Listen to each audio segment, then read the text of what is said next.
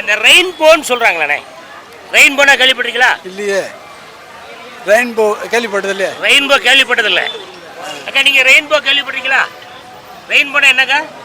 வானவில். ஊர் இங்கிலீஷ் பேசிட்டு அலையறாங்க. நீங்க உங்களுக்கு வானவில்லுக்கு ரெயின்போன்னு தெரியாதா உங்களுக்கு? தெரியாது.